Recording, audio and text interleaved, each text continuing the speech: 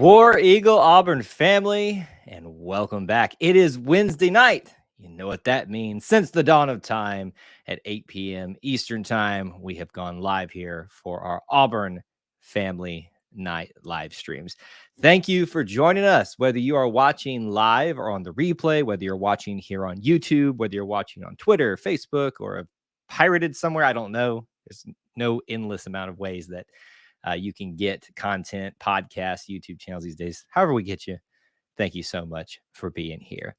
As always, this is a show that is produced for you, obviously, but especially on Wednesday nights and our Auburn family nights by you, because it's all about your comments, your questions, your topics, and your calls. This is your show that you get to dictate how it happens tonight. And we thank you for that. And we look forward to this each and every Wednesday night. Always brought to you by our friends at allthingsauburn.net. We'll talk more about them later on the stream, but you can check out their logo up there in the top corner. And we'll have a word from them later on in the stream tonight. Right now, as we always do in every one of our live streams, it's our check-in period. Let's know who's here. Whether you are watching live on the replay, post where you're watching from, city, state, international, all that good stuff along with it to let me know who is here hanging out and talking with me tonight. What's on tap for tonight? Again, it's obviously dictated by you mainly. We're going to be probably hitting some of the topics that are prevalent. We're in the middle of Auburn football season. Can you believe it? Mercer's done. We're moving on to San Jose State right in the middle of that transition period this week. Basketball just released their full schedule.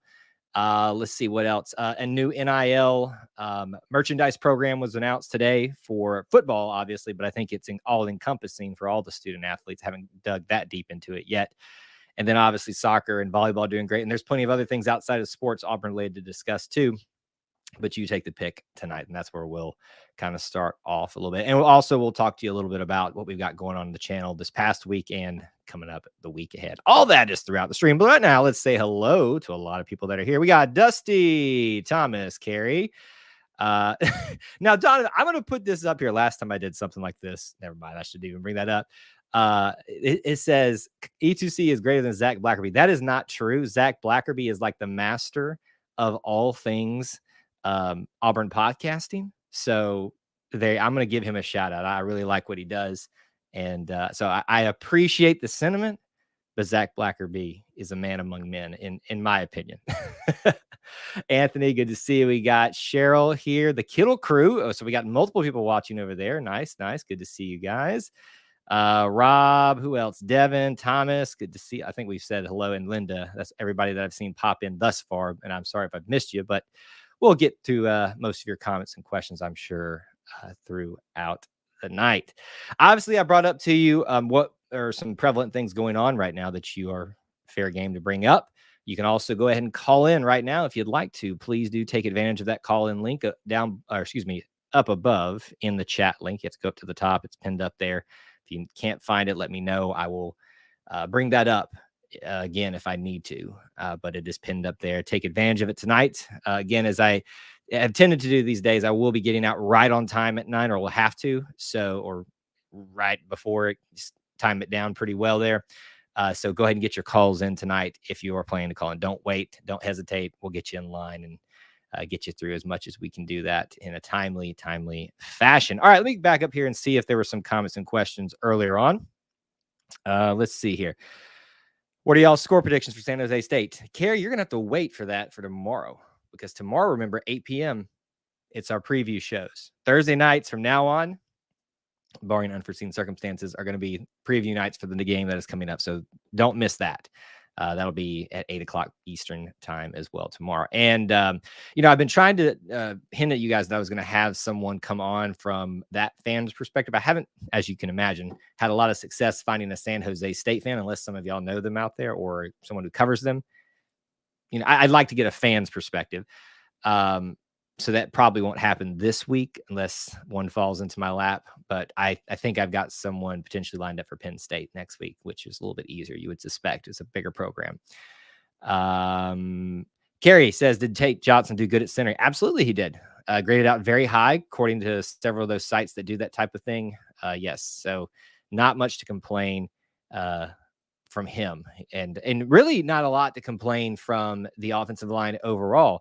I said this on our review show on Monday night. I said I found them still kind of doing some similar things in terms of not opening holes up the middle a lot, but it became less of an issue because there were a lot of other great things that they were doing.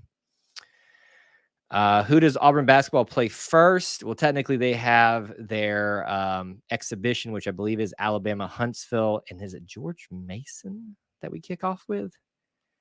It's a rinky dink. Well, George Mason has some history, but not all that much. Carrie, it's your birthday today. Everybody say happy birthday to Carrie. It looks like we've got a couple of those going in there. Thank you guys for giving him a happy birthday. You enjoyed seeing the Carlton Davis Jamil Dean graphics. I knew you would. Listen, I pretty much know who I'm catering to when I put Florida stuff out there. It's you, it's Linda, several other people from Florida. I know that we have that visit our content and are part of these streams and stuff like that. But for those of you that don't know, so remember, if you remember, Carlton Davis and Jamil Dean were cornerbacks for Auburn for a short time together. I forget how long it was together because that's how quickly I have to forget things and keep moving on. But they have been playing for the Buccaneers for a while together. They won a Super Bowl together. Carlton has been a starter for a while, and Jamil's been, backup, but a solid backup. And this week he was named the starting cornerback alongside Carlton Davis. So defensive back U continues for Auburn. We are taking over defensive back areas if you consider that. Will Anderson, we're jumping far ahead there, Carrie. Yeah. He definitely will be tough to guard. He will definitely be tough to handle, but that's a problem that we will wait and tackle literally when we get to that point, because a lot can happen. I'm not saying I wish this, because it could affect us as well. Injuries happen. Outside things happen sometimes. Best not to worry about it until we get to that point. Let him do his thing. Let us do our thing. And when we get together, it's a beautiful thing. Does anybody know what I was referencing there? That was a very loose interpretation of a quote from a particular pop culture thing. Well, I think it's actually a quote from somewhere else, but they use it in a pop culture entity. If you bring that up, I'll let you know.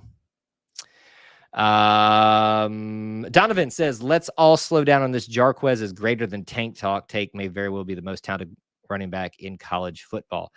Is that really a prevalent conversation, Donovan, that's happening?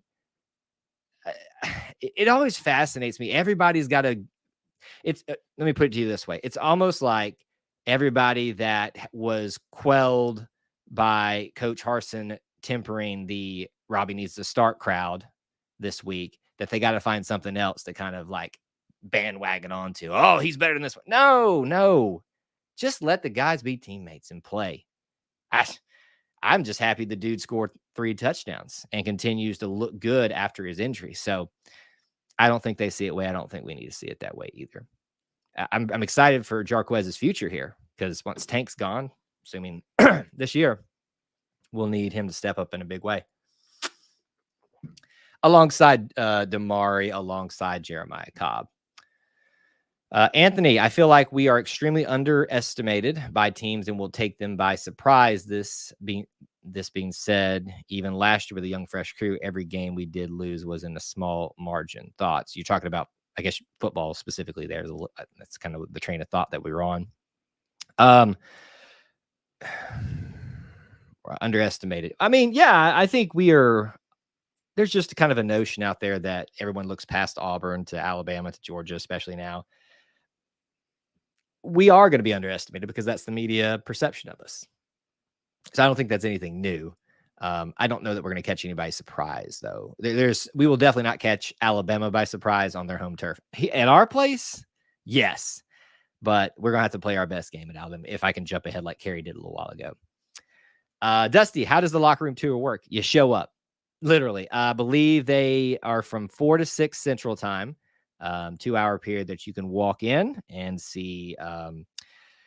They call it the recruiting center too. It's kind of a lounge area where they'll serve meals and dinners. I think that's where they have the football luncheon things they do every Friday of home games as well, and many other events as well. That's down there. You can see trophies, graphics, all that kind of stuff. You'll go down the hall, take a right, or you can keep going straight forward out to the field. But I recommend going to the right to the locker room. They won't let you up on to the lockers. There's just a path that you can stay in, but you can stay in there as long as you want. We were literally the last. It was us and Abby that left when they closed down that night. So stay as long as you want. You can go out to the field, to the barrier there, and check that out as well. It's really nice. Corey says, I'm happy to see Takeo Spikes as an announcer on the SEC network now, but that fool was talking up A&M the other day. I know that makes you mad, Corey. I know it does. Listen, I'm just happy that we have Auburn representation still. And, I know Gene, it's different, right? Once a coach is fired and moved off, it's kind of weird to still associate them with us, but, it's not weird for the alumni. So it should be the same for the head coaches, the former head coaches. I miss Gene, having him there. I thought he did a really good job. He went to North Carolina, right? If that's the case, they had a struggle bus of a game. But I'm happy that Takeo is there, no matter who he's talking good of. Jeff, good to see you. Yeah, I think that's pretty easy ones. And I think that everybody, coach picked, offensive MVP and was Tank, and Cam Riley was the defensive. So that's a pretty easy one to pick there. We didn't really grade Alston. We didn't do individual grades on the post-game show. We just kind of talked about high-level stuff. We talked about positional grades, and we gave the running backs an A. Most people, I think, gave them an A+, but I'm just his first game. I'm thinking a room for improvement option is still available there.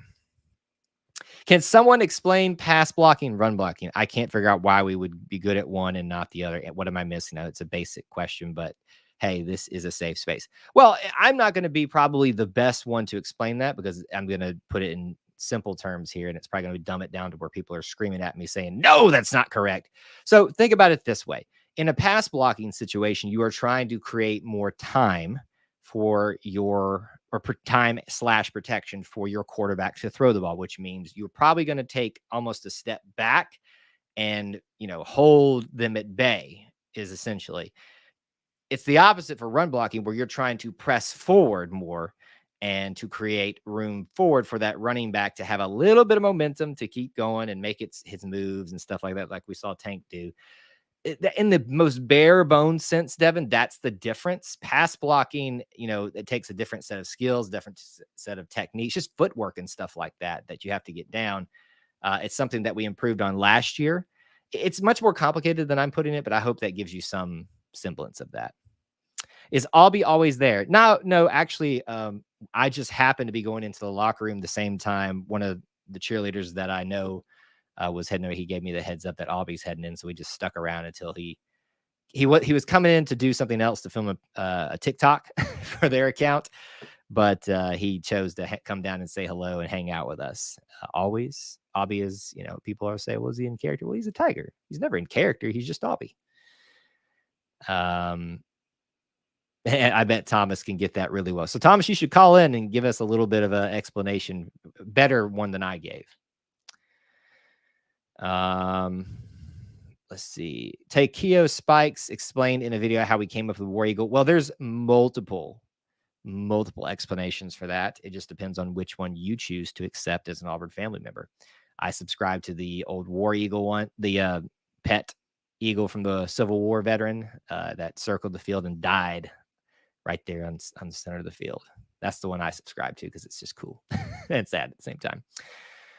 I think it's hilarious that Arkansas fans are talking trash to us. They should try beating us first. Yeah, Arkansas, it's going to be interesting to see how they come out of the woodwork if they beat us. I don't think they will. They're this fan base that if they get any amount of gumption, of reason to even think that they're legit, they will just let you know about it. And not very nice about it sometimes too. We all have our bad parts of our fan base. Trust me, the Auburn family has plenty of it. But, as of late, it just felt like it's gotten to a new level with Arkansas fans. I don't know why that is. Really with basketball too. What's my favorite restaurant in general? Zaxby's. That's what I love, Zaxby's. Favorite restaurant in Auburn would probably be, it used to be Mike and Ed's. That's been long gone. Right now, it's probably be Mama Goldberg's, to be honest with you. All right, we'll get back to your comments and questions. We got our first caller tonight. Let's talk to him and let's go to school because it's Mr. Thomas Manville. How's it going, sir? Good. Did somebody say offensive line? I heard it somewhere along the line. That was bad. Okay. What's up, sir? Well, I won't go too far into technique and all that. I don't want to bore everybody else, but I do want to give a little bit of praise to the O-line. If you watch the game as a whole, you can kind of point out specifics that weren't that great. But let me say, Tate Johnson is my center. I'm impressed with how he did.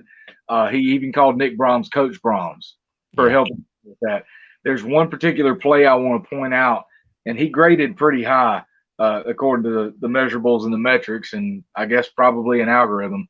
But there was a particular play on Tank had a long run. It was about 9-10 yards. He got onto his man, and he locked him out. Mm-hmm. Absolutely locked this dude out and ran him out of the play. I haven't seen that at Auburn in a while, and that made me super excited because I love the offensive line. I know how important it is. But Thomas, he's so small. He can't make a difference. Yep, and I love that. Yeah, I got to eat the plate I dished up last week saying he was too small, but looking at him, he's not small in the wrong ways. Right. He's a little smaller in his weight, but he moves his feet like nobody's business, and I love seeing that. And I saw some of the other linemen moving their feet a whole lot more than they did last year, and I saw them setting their feet a lot better in pass blocking. So I'm very encouraged by the way the offensive line is moving right now. It's only been one game, I get it, but I'm really encouraged by it so far. So if you had to dumb down, and I know I did it even dumber down of it when I was explaining it for Devin's question, explain the essentials of that to me. How would you explain that when someone trying to understand the difference between pass blocking and run blocking? Pass blocking is your main goal is to stop someone from getting where they want to go. And in run blocking, your main focus is making someone go where they don't want to go or moving them away from the area they want to be in. So that is beautiful. If I'm a lineman and it's a run play and it's coming right here off my left-hand side, I'm either going to take you all the way to my far left or I'm going to take you as far right as I can, because if I can get you out of the way, that opens up a hole on this side of me. It's still the same gap. We're running through it, and the other linemen have jobs as well. But pass blocking, like you mentioned, there's more of a step backwards. So your steps are very short when you play offensive line. You don't want to see really long steps on the first step, maybe a tackle and pass blocking, but you kind of kick backwards, and this man's coming towards you, or he may not rush. He may kind of sit like we saw our defensive line do on a couple of pass plays. But again, they have a running quarterback. You don't just run dead at a running quarterback. Right. You go around you. So back off the defensive line on that one. But, if they're rushing you, it's your job to stop them stone dead and make sure that they don't have an opportunity to get their hands up to knock the ball down, that they don't have an opportunity to reach around you and get to the quarterback at any point in time.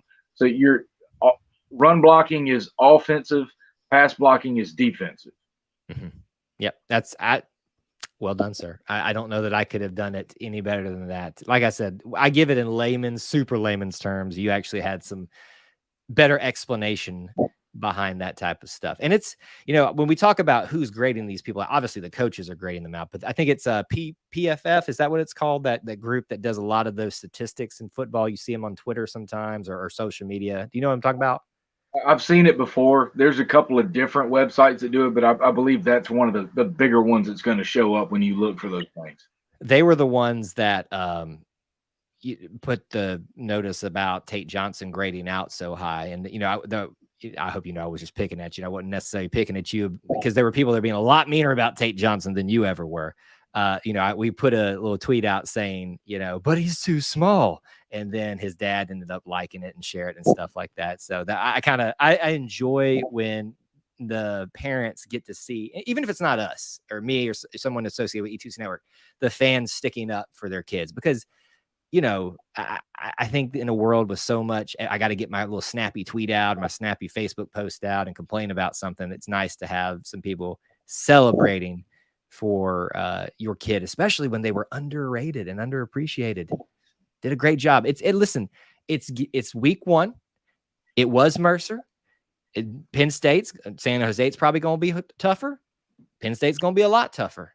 We're going to really figure out where we're at in all of these different groups when we get to Penn State, especially. But I'm very happy with where we stand right now.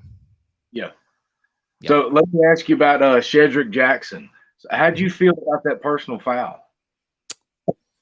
I've forgotten about. I vaguely remember it. Paint the picture for me again. Maybe it'll come back to me. He was blocking on a play, and the whistle had blown, and they were scuffling a little bit. But it dang sure looked like he threw a punch, and my first thought was Cody Burns would never. I don't know. I think Cody probably was just more clever with how he got his shots in. But yes, Cody did have a very clean cut, nice guy mentality, which is probably sometimes to his detriment. Shed, he's got that bow in him, you know. He's kin of Bo, so there's that kind of don't mess with me, you know, kind of thing. And if it did happen, obviously I don't want ever guys to do things like that.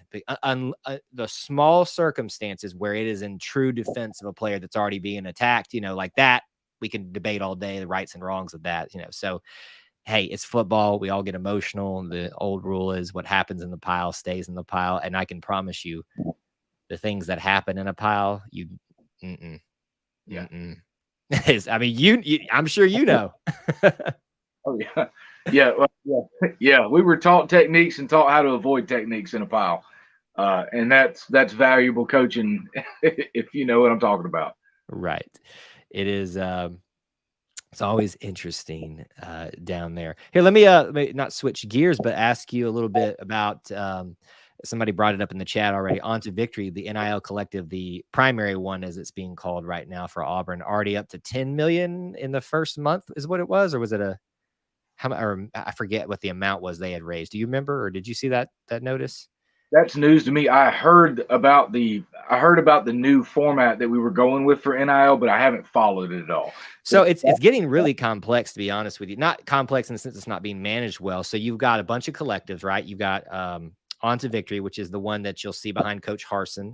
Justin Hoganson of On3 even pointed out today in the press when we were all in the press conference today, or we were listening into the teleconference today, and asked him about that because they're putting it right out front and center, being like, wow, you know, here, you know, look at this kind of thing. There's also today they announced the apparel program where you can now buy apparel for NIL with specific anybody on the roster. You can go find the walk-on, I think. Well, probably not the walk-ons, but anybody. You can right now. You can go get Holden Gerner if you want and get his name and number and all that kind of stuff on there. And a portion of that goes to the kid. This, to me, see, the reason I'm asking is when I envision NIL, when I envision paying these players, this is what I envisioned, because it gives everybody equal opportunity. Because frankly, there will be some, I'm gonna call them walk-ons, but those type of players that could get like this fan love, like a Will Hastings around them, and end up outselling some of the best players simply because it's just like the fan thing to do. So even there where, yes, you're going to have quarterbacks, running backs, you know, maybe defensive linemen, especially selling a lot of their jerseys just because they're the popular players, it gives everybody an equal opportunity. So I just was curious if you had any thoughts about that overall or anything. That's exactly from the time I've been watching football and I figured out that they can't get paid for anything. I'm going, then why is that guy's jersey in the store then? Why don't you just pick a random number? But I've always thought that if their name was on there and if their face was on there, they should be getting some sort of compensation for that. I'm not entirely on board with the idea of you doing commercials and stuff like that yet. I mean, if there's a proper format, and I don't know what proper format would be. I haven't seen it yet, and we don't know what it's going to be. But if your name and your face is on it, you should get paid for it, especially if it's gear that's related to the school that you're a part of. Right. I think that's where it should have started, and that's where we honestly should have been at right now. That's it. And we could have gotten to the point we're at now eventually, but it should have started with this level. Your name is associated with this school. you get a portion of this, because then it's fair across the board. Everybody has the opportunity. Everybody has a chance to sell themselves. You either sell yourself on the field, or you just, take on this personality like Reed Hughes, like he by his nature as a backup long snapper is not going to sell a lot of jerseys, but he's doing this whole, running with Reed segment from camp. And so now he's gotten a lot more popularity because of that. So I just like the format, and I kind of wish that's where it started. That's my main point with it. Yeah. I got time for one more comment or question if you got that.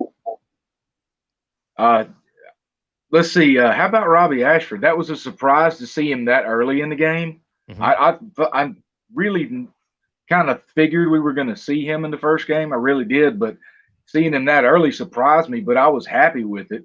Right. I think that shows that there's still healthy competition going on in the quarterback room. Just because you're the starter doesn't mean that you're going to be the starter next week. And right. I'm not saying that because Hartson already said TJ's a starter. I'm fine with that. Right. But if you're not getting it done, and I'm not saying that TJ wasn't getting it, they had a package for this, and it worked out beautifully. That double option, the tank on the outside, man, that as soon as I saw Ashford running with that, I just got excited. And thank God it wasn't busted play.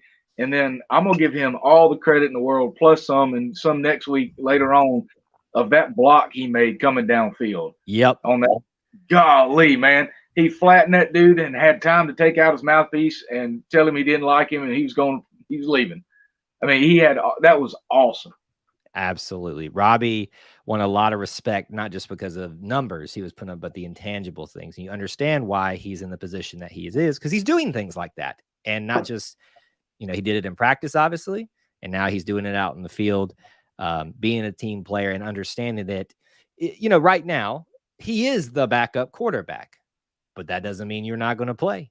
And that doesn't mean that you're not going to score. And that doesn't mean that you're not going to contribute in a huge, huge way. Coach said it. You and I have talked about this a lot personally together on this. Listen to Coach Harsin in his press conferences, especially. He is not giving you a bunch of what. He is telling you what I'm planning to do, just not the specifics. Yep. Yeah, and Coach Harsin said it himself. If you're going to contribute to this team, you're going to be on the field. Yeah. Who you are. Yeah, absolutely. Thomas, it was great to hear from you this week. Can't wait to hear from you later on next week too, as well. All right. Y'all have a good night. War Eagle. All right. Thanks, Thomas. Bye. All righty. Let's take a second here. We got our next caller on the line. We'll bring them in just a second. Well, I want to take this opportunity in between all that, though, to remind you of our friends. Couldn't talk there. Our friends at allthingsauburn.net. If you need a place to stay at Auburn for game day week, even outside of football, even outside of sports season, because Auburn's a lovely place to visit. Our friends at allthingsauburn.net got you hooked up, not just a place to stay, but a place to have the best overall Auburn experience.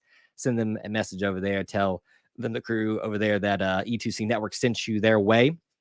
Doesn't hurt to ask. Just reach out and see if they've got it available for the weekend that you're wanting to stay in Auburn, and they will get you taken care of. Let's talk to our next caller. He's one of our regulars. There he is, Mr. Kevin. How you doing, sir? Whoop. Let me bring you back. Hold on. I got my signals all messed up here. There he is. How's it going? Al. How are you doing, buddy? How's it feel to be 1-0? Woo, it feels good. Doesn't it? I love it, right? I'm not that we were super worried, right? But still, having the official 1-0 mark on there that's all you could ask for in first week back. And Robbie Ashford did real good. Absolutely, he did. He did amazing. He got in on more plays than I think we all were in that we thought we'd see him in on. He was involved in every part of the game, passing, running the ball, everything. He ran that 49 yards. He did, and that was a nice little tightrope little run he had up the sideline, kind of hung there as long as he could till he got pushed out. I mean, he's got some speed. I'm going to give him that. I mean, not that I didn't think he didn't have speed. How about that block when Tank Beasley scored the touchdown? Yep, he had a great Thomas was just talking about that too. It shows great team-focused mindset when he doesn't just do his job and then quit on the play. He actually keeps going, tries to contribute, tries to, because I mean, if Tank scores on that play, he looks good because we're in the first, one back from the long break. and he's the guy out there leading. So the more they score when he's under the command of the offense, the better he looks. So do the little things, to help your team be successful. The wide receivers did good. They did, yeah. We got Javaris Johnson, who scored 114 yards, something like that, over 100 yards on 4 receptions. So he had a big night. Shed had a decent night. Shanker had a pretty good night as well. He even had that one-handed grab. Do you remember that, Kevin? Yeah, and then touchdown. Yeah, he had a touchdown as well. I skipped right over him having a touchdown. Isn't it nice to see the tight ends not only getting some throws, but getting touchdowns as well. Did Brandon Frazier play? I don't remember him being out there, but that doesn't mean he wasn't in some type of special teams, in some type of, other role later in the game. But here's the frustrating part, not that anything wrong was done, but because of the weather, the natural flow of a game like this where Auburn was very easily in command of it and could put in backups. We didn't, because it kind of got separated because of that hour and a half delay. You didn't get to put in the people that you normally would put in at that point to get some extra time. And I love Brandon Frazier, so I'd love to see some more with him. How about London King? Where was he at? Yeah, that was a big question on the press conference this Monday with Coach Harsin. I think it was actually the last question of it. What's going on with him? And it's kind of like what I just said. They just didn't find the opportunity to utilize him, and they've kind of switched the narrative a little bit. Whereas they had switched him over to wide receiver permanently. He was even saying that tight end and wide receiver are 2 spots he can contribute at. Was he dressed out? I don't remember.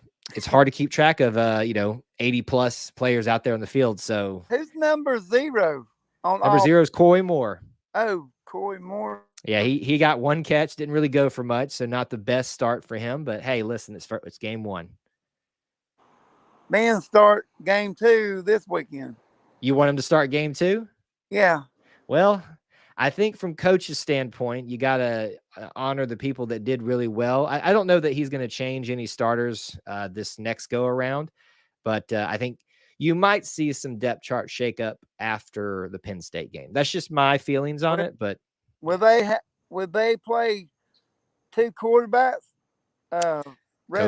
Coach Harsin says they will play who deserves to be out there on the field, and they can find time to do so. So he showed that with Robbie and TJ in this game. So I would take that to the bank that we're going to see Robbie and TJ out there a lot. Yeah, TJ did good. He did okay. He threw 2 picks. They were not pretty. He even identified, and coach identified exactly what was wrong. One was a footwork problem. One was just a bad throw. And both are correctable. So it's not like he didn't understand the offense. There was no miscommunication. That's the big thing I take away, Kevin. Both quarterbacks, there was no miscommunication, no 1 false start, and no sacks. To me, that's a really good day at the office in terms of things that get forgot about. How about the center played good? Tate Johnson played really, really well. And I'm very happy about his performance. I wish we had Nick Brahms. You wish we had Nick Brahms? Yeah. I do, but sometimes you just got to know when to step away, and it seems like, it's your knee just can't take it anymore. So I think that's what was his problem was with his knees. Jaquez Hunter had 3 touchdowns. He did. It was quite a start, right? I thought Tank would have 3. I didn't know that Jarquez was going to get himself 3 even before Tank. Well, he got 2 before Tank got his 1, but running backs look solid, man. Like I said, I'm very happy with where we're at as a team right now, just in game 1. But yeah, I think Tank will score 4 touchdowns in this game. 4? It's possible. I would bet that he's probably not going to see. Well, he could. It depends on how quickly we score. I bet they're going to try to save his legs as much as possible. He's going to get his 100 yards and get out of there. I hope we have halftime lead 48-0. I don't think that it's going to happen, but I could be wrong. I just expect San Jose to put up a little bit more of a fight, but I could be wrong. I hope you were right. I got time for one more question, buddy. What you got? How's Owen Popo doing? He looked pretty good out there. I kind of tried to watch him a few times when he would get up after tackling or stuff to see if there was any kind of hitch in his step or anything like that from his past injuries. He's made a few tackles, about the amount that you'd expect him to make. Obviously, Cam Riley was the exciting one, but so far so good. Nothing really, no good, like no bad news is good news in my book for him with his injury. I can't wait. Tiger Talk tomorrow night. I'll try to tune in too, but I will listen to it. Well, you better tune in tomorrow night here too, because remember, after that, we're going live with our preview show. So I hope to see you then. Okay. War Eagle. War Eagle, Kevin. Thanks for calling. Bye. All right. There's Kevin, one of our regulars. Thank you for calling in. You can call in too if you'd like. Don't be shy. Don't bite too hard. Nick Brahms did a great interview after the game. Happy sticking around. I haven't had a chance to go watch that yet. I need to, because he's got a great storyline that's kind of building, even though it's more of a sad ending to his career. You kind of always latch on to those sacrificial type of stories from college football, and he's definitely one of them.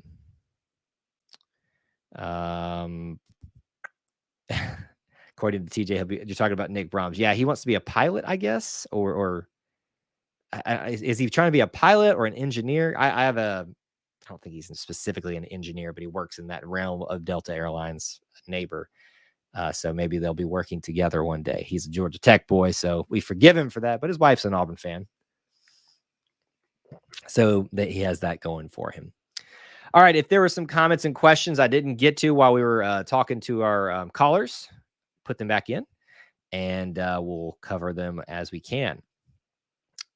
We do not need to overlook San Jose State. Georgia State almost beat us. I 100% agree. You don't need to overlook anybody, but I just kind of looking at where everything's fallen right now. I'm not super concerned about it. As long as we get off to a great start. I would say if we do the things that Coach Harsin identified a little bit more, that being winning the turnover battle. And what was the third thing? Because there were 3 points he talked about when he was assessing it in his Monday press conference. They didn't win the turnover battle. That's kind of a mark that he had against the team. They had great effective running. That's a good thing. And then the third one was, what was it? Can't remember exactly what it was, but especially that turnover battle thing, it's kind of the same thing. We'll talk about it. What does San Jose State have to do to win this game? They're going to have to do some similar things that they did.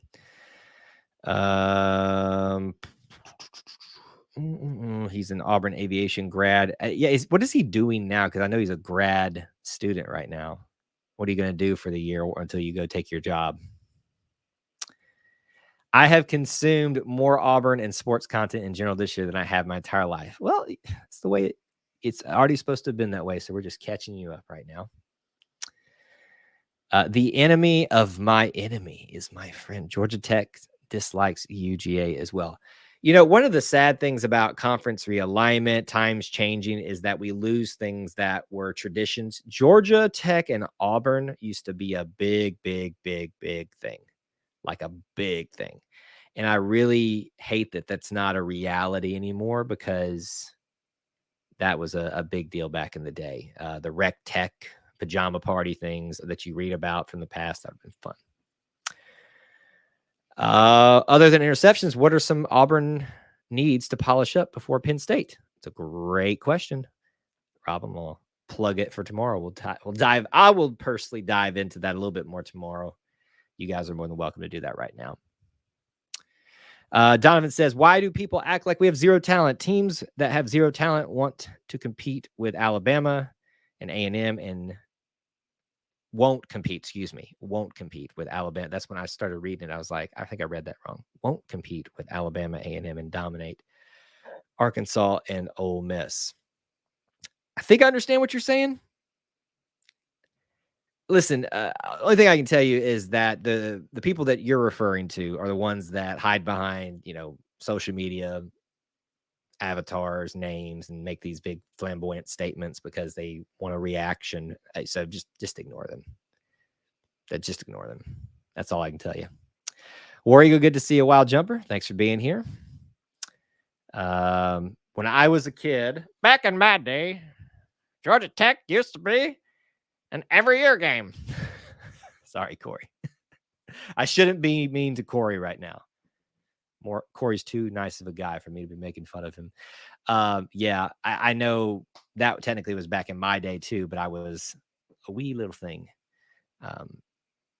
I just, some of those things that you hear about the old days of us having a regular game and matchup with Tennessee and Florida, well, not regular, but seeing Florida State more often, Georgia Tech more often, even like Tulane back in the old days of the SEC. Like sometimes you kind of miss those things because they sound so cool. And I know Tulane, we don't think of Tulane as a big power now. Not that they really were, but they were part of the SEC and were a little bit more relevant back then. Pitt and West Virginia was a great example of why those old rivalries should never have been killed. And I agree with you, Dusty, but let me ask you this. Think about Georgia Tech and UGA right now. Every year it's the same thing. Every year. But because Pitt, and I don't know that Pitt and West Virginia got that way, but I can imagine maybe for a time, West Virginia was pretty dominant. Pitt, they were probably getting dominated. Taking a break from those things sometimes, not the big ones, Auburn, Alabama, Michigan, Ohio State, that kind of stuff. Taking a break sometimes can be a good thing because it makes you like, I want that back. And the fervor with which, people responded to the backyard brawl was a great example of a break doing some good. But you would think that it would happen a little bit more often, right?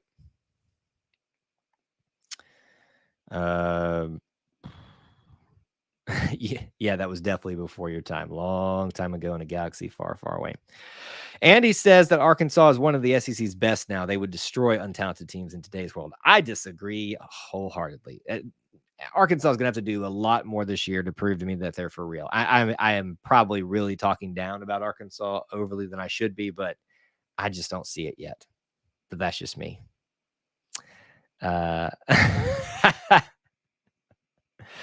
Well played. Well played. You feel bad for JT Daniels, his wide receivers are. Yeah. Well, I'd only watched part of the game, so I can't say that definitively, but I can say that they dropped or didn't make catches that they needed to make at crucial moments. Poor JT Daniels, he just can't find a home, and when he does, they fall in the biggest moments. Hey, can we all just talk about how great college football was this week between, Florida State, LSU, was it North Carolina, and I'm blanking. App State and NC, or no, was it App State and North Carolina? But and that game we were just talking about, there was so much good football on that you didn't expect for week one. It was just nice to have it back. Isn't it nice to be back in college football? Like, seriously, think about that. We're just in the beginning of it. Before you know it, we're going to be a fourth of the way through, a third of the way through. I hate to think about it that way, but it's true. How nice is it? So Cocky Ton, I remember you were a South Carolina fan. We're dragging Arkansas this Saturday at noon. I hope so. You need to put them in their place. The little piggies need to go back to the market. Sam Pittman is 12-11 since coming to Arkansas. I will say, though, Devin, you can't really count first years too much against them because it's a transition year, in my opinion, unless it's just egregious. He had a lot he had to work through. So, like, when I downplay Arkansas and vicariously Sam Pittman right now, I'm not saying that they haven't done great things in the past. I think Sam Pittman shocked a lot of people, even me, about how effective he was as a head coach in that situation. I don't think he's a great coach, but I think he was a lot better than I gave him credit for.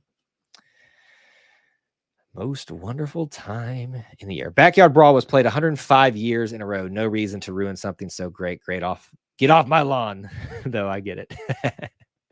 No, listen. Yeah, I'm a traditionalist. You know that about me enough. That I would love to never lose some of these things. But boy, sometimes things need a rest. And I think Georgia and Georgia Tech is one of those things. All right, we got a new caller. Let's talk to him and see who they are. We got Bo on the line. What's up?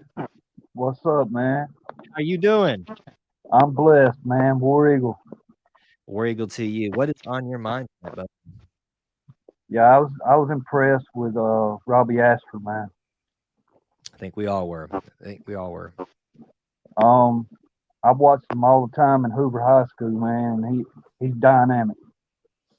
I think dynamic's putting it lightly. He showed obviously the ability to run, the ability to pass, to be complex and execute a complex play set really well with that triple option thing we did. He can block downfield and is willing to do it. I see nothing. The package seems to be there literally for him because, they said they had a package for him and they just put him in the whole game plan pretty much. I can't remember the team that was playing them, but they were at the Hoover Met playing, and they did what is it called? Where he handed the ball off to the running back, but he kept it. He went 80 you're probably read option is probably what you're thinking of. Yeah, he went 80 yards, man, right off the bat. A lot of people are making comparisons between him and Nick Marshall. Right now, I think that's a little bit too early because Nick Marshall had a cannon, and while he made a couple of good throws in this game, and some of them were deep balls, I think if you think back to some of those just launches that Nick Marshall had, I'm a huge Nick Marshall fan. That ball you see up in that top corner over there that I'm kind of pointing to, that's a Nick Marshall ball. It's my pride and joy. It's like it probably has no value in terms of when you compare it to other balls, but like I love that kid, underappreciated as an Auburn quarterback, and some similarities to Robbie, like we were talking about. Yes, sir. I love Nick Marshall too. I was going to say something else. What I was going to say. Are you ever going to get anything about recruiting on this show? Yeah, so we've got a couple things that happen. I do right now. It was a little bit kind of delayed, but I've been doing weekly updates on how all of our commits do each week at college football, high school football. So that was out actually yesterday. I had hoped to have it out a little bit earlier in the week as I normally had, but as you can imagine, a game week kind of made things back up. So we do that. We cover when people commit.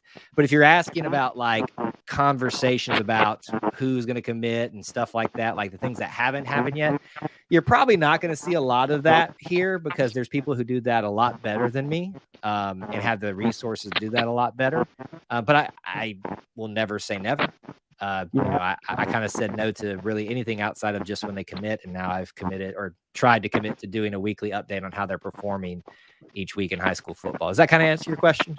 Yes, sir. I listen to On 3 all the time, so yeah, they're good stuff over there. And like I said, there's plenty of people out there that do great work like that. And so I am not at a position where I can compete with that, and I'd really just be regurgitating.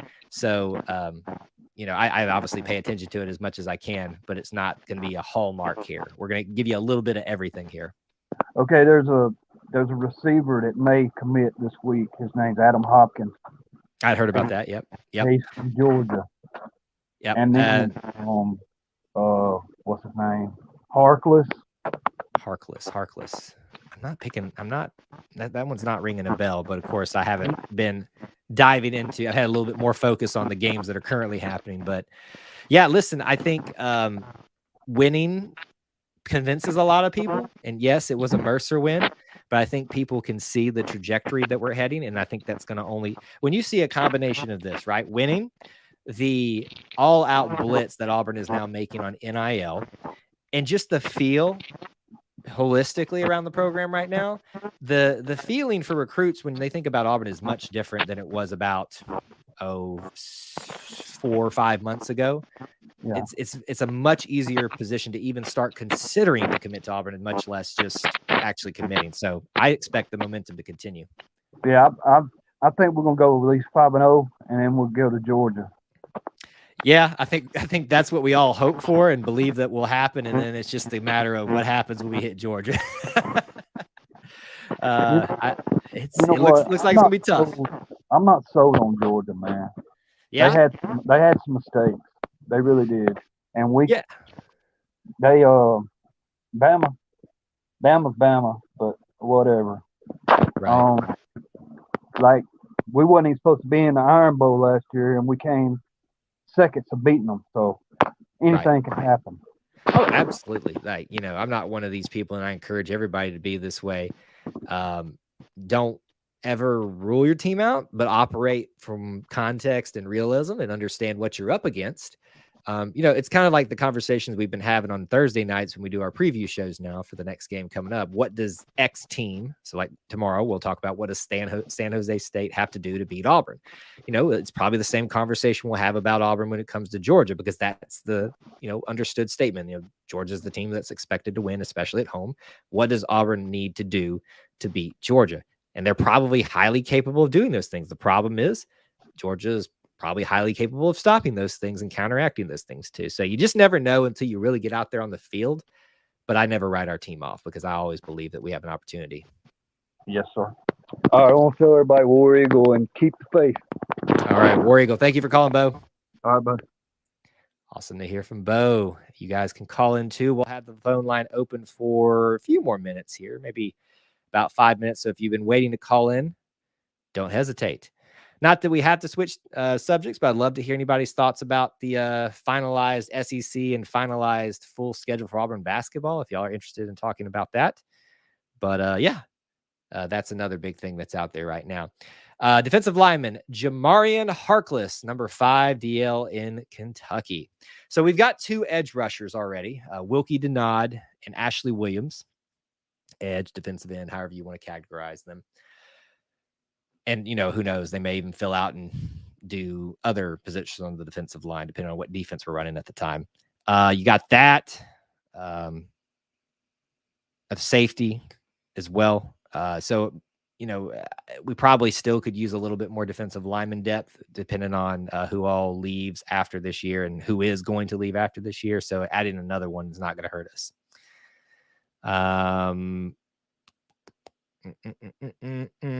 Brian Jelly do dance moves. I didn't see what y'all were talking about there, but talking about Brian Kelly. Ooh, I'm in full football mode currently, but I can't help but get excited for basketball too. I agree. Listen, you, Thomas, you, Kyle, you, everybody in the Auburn family need to really appreciate the time that we're in holistically when it comes to Auburn. It's a word I use a lot, holistically, and I mean that. I know I'm going to drive that into y'all's skulls. I mean, you've got a soccer and a volleyball team right now that is undefeated. Yeah, it's the beginning of the season, but still, that says something. You got a football team right now whose program seems to be trending in the right direction. You've got a basketball program in men's basketball that still looks like it's going to be pretty dang good. Gymnastics has got Suni Lee, enough said. You've got baseball that just went to the College World Series and probably will be competitive enough to do that again. You've got softball that's trending upward. You've got men's and women's golf and tennis that's been great. Equestrians, competing for a national champion. Just take a step back. If you're unhappy with a particular thing at Auburn, there are plenty of things to be happy about sports-wise, but you could always be a Bama fan. Remember that. There's a reason that they're all very unhappy and ornery all the time, and you'd think all that winning and championships would do it. Winning is never enough. I promise you. Oh, Andy, I forgot about that. Virginia Tech losing to Old Dominion. Yeah, you kind of like to see that happen to teams from time to time. You just hope it's never you, right? Happened to Alabama against Lamo, App State over Michigan. Who else has had? No, I feel like North Dakota State and a few have beaten others sometimes. South Dakota State almost beat somebody this week, I think. I think so. Big Sip in the house. What's going on, sir? Good to see you. All right. I'm going to go ahead and close the phone line down, but if you do see it at the top, if you're listening right now and you were thinking about clicking in, you can do that. Just for other people that may get here at the end, I'm going to go ahead and close it down for them to see, but get your call in real quick if you are wanting to. They want to add 2 more edge and at least 3 interior defensive linemen. So yeah, let me think through that again. We got Iku, Derek, and probably Colby. Just even though I think he's only a junior, he'll go this year, and he's moving up some draft boards. So that's 3 right there. You got Marcus Harris, Morris Joseph, and somebody else. So they're losing a lot of people regardless. So yeah, you would expect some of these guys to need to be replaced very, very quickly, right? Because it's going to be an interesting time losing them. All right, we got one more caller. Let's say hello. Kendall, how's it going? Hey, how are you doing? Doing well, sir. What can I do? What's on your mind? Hey, I'm glad we look pretty good. I was hoping it wasn't going to be a repeat of the Mercer game from a few years ago. You remember that? I try to forget. Yeah. Was it 30-14 is what it was, or somewhere around that I range? think it was like 24-10 or something. We were Maybe just that's really, it. really slow. Like Yeah. it just was not. Things were just not clicking. And if But I remember correctly from that one, we had gotten out to a lead and then just didn't like continue on, and they just kind of got another score, yeah, got they another just score. they just kind of and they got another score. And I mean the game was never like in question.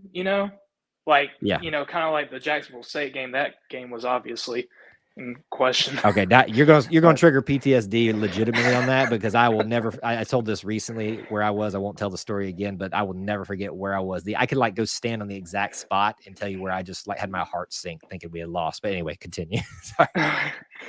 Yeah, and okay, Robbie Ashford. Look, I'm not like on the bench TJ bandwagon or anything like that. I think they both offer like really good things. Like they can both do really good things for our team. Yeah, no, I agree. I absolutely agree with that. I think their skill sets are very different, right? But at the same time, you got to just go with what's hot at the time. And that's what you saw with Robbie, right? Even coach said it this week. He said, listen, I mean, things are just working with him, and he hasn't gotten more reps than TJ in fall. So now was a good opportunity to keep it going. So, yeah, I just trust the coach's decision, man. They've given me no reason this year thus far to not trust them. So I'm just going to trust them. Yeah. And to like the people that, are saying that Robbie Ashford should 100% be the full-time starter, whatever, don't believe in TJ and completely believe in Robbie Ashford and think he's the guy. We haven't seen Robbie Ashford actually have to consistently throw the ball. So you don't really know how that's going to go exactly. Right. The coaches see these guys every single day. We don't. Yep. Absolutely. Yep. I often use the phrase we operate with 20% of the information. They got all of it. These clips that we get from media entities that are able to attend the practices, we're not able to, just because I live out of town. One day I hope to give you guys some of that, but that's we're all seeing clips online of quarterback coaches sharing their guy that they're supposed to hype up and going, wow, look at that great throw when nobody's rushing at him. And I'm like, yeah, it looks great, but it's not in a game, and it's not in a legitimate game. So, Robbie, what he did cannot be understated. Great performance by him. Got way more time than a lot of us thought he would get. Did a lot of good things that even some of us thought he wasn't going to be able to do this early, just because of the opportunity we thought he might get. You want to talk about making the most of your opportunity? Robbie Ashford did that. And I'm going to tell you this, I'm sure glad he's on our team and I don't have to face him, because that's a weapon I am so glad we have. Oh yeah. Yep. And did you know, I didn't know this. He's kind of big. Like it's kind of sneaky. Like he's 6'4", 220 pounds. See, I didn't know that. I was doing it's those listed roster on 24/7 as 6'4". That's probably right. Yeah. I'm trying to think back. It's been so long since I did the QB roster video, and that sounds about right. And I just remember seeing him walking across the field at like the open practice and stuff. That sounds about right. I think it's just because he's on the skinnier, I don't want to call him skinny, but skinnier side, that you don't really think of it that way. When you stand next to TJ Finley, who's all of 6'7", who's slimmed down, by the way, in a good way. Oh yeah. Looks good. When you stand next, I last year, I remember at Tiger Walk when I saw TJ Finley for the first time, I went, does Cam Newton even like stand up to this guy? I mean, he's a giant. So, yeah, two different skill sets, two different, style of player, two different body types. And listen, we're just talking about two of them right now. And by all accounts, when Zach gets, himself right, whatever it's going on there, we know he's a capable quarterback. We know the talent that Holden's going to be and was in high school, and looks like he's, trending in the right direction here, and his practice time that he's getting. We are blessed at quarterback right now. Oh yeah. Yeah. I mean, I think Robbie Ashford is probably, you could say that he's the future for like the next couple years. Mm-hmm. And then after that, it's all Holden or Yep. I could see a scenario where, TJ and however it works out, TJ and Robbie, probably still TJ in my perfect world, because I want to honor TJ, right? I want TJ to be the starter the entire year and us utilize Robbie as much as we can. I could see that scenario. What happens with Zach is really just dependent upon what else happens here and what he wants to do. He's kind of in the mix of all this, kind of stuck there. Yeah. But you can see a scenario where Robbie takes it over next year. Holden is his backup. Robbie maybe has just be optimistic here. Maybe Robbie has an outstanding year, goes pro, and then Holden as a, redshirt sophomore is ready to roll. And right behind him is this new quarterback recruit that's part of the 2024 class. And that's how you build these. I mean, think about what Bama does, right? They had Tua, they had, I'm blanking on all their names now, but it just felt like every year there was a junior coming in ready to go like that. I love having guys for 4 years, but it seems like these days 2 years is the max. Just get them in and cycle them out. Yeah, it's just like Jalen Hurts and then Tua and then what's Mac Jones and Mac Jones, just year after year and after year. Yep. Well, it's good to hear from you, Kendall. Thanks for calling in tonight. Hey, thank you for having me on. War Eagle. Of course, War Eagle. All right, and that'll be our last caller tonight. We're going to head out here. Before you do that, though, I want to remind you of a couple of things that we have out there for you. Tomorrow night, 8 p.m., don't miss it. We have got our preview show for San Jose State. If you know a San Jose State fan, please tell me, because I want to know and I want to talk to them. I want to have them on the show tomorrow night. Otherwise, we'll be here talking about what they need to do to win if they can, and just kind of breaking down what we expect from that game. 8 p.m., don't miss it tomorrow night. Invite a friend. I will not be in Auburn this week. I will be on the road, but we will have a post-game show. We will also still Sunday night at about 9 Eastern be doing our episode 3 of the Auburn Experience Show with me in Austin, and plenty of other stuff coming out this week. So you guys have a lot to look forward to, even without me being on campus. Don't worry. I'll be back there very, very soon. On your way out, check some of the links in the description for ways you can help support our content. They're listed in there. You can be a channel member here. $1 a month is all it takes. Or you can go over to Booster Club and get yourself a little extra perks. $1 a month is all it takes there as well. But there's other tiers. And there's PayPal and our TeePublic store. All of those links are in the description. But your biggest support is just by smashing that like button and being here, leaving a comment on these videos, liking a social media post. Just that interaction, those free things that you can do to help out us here at E2C Network and keep the lights on. Thank you so much, all Hydraulics, for those kind words. I love you guys because you are the best little family within the Auburn family. And I do mean that. And I love these Wednesday night chats where we get to just come in and hang out and be a family together. So until I talk to you guys tomorrow night at 8 p.m. Eastern time.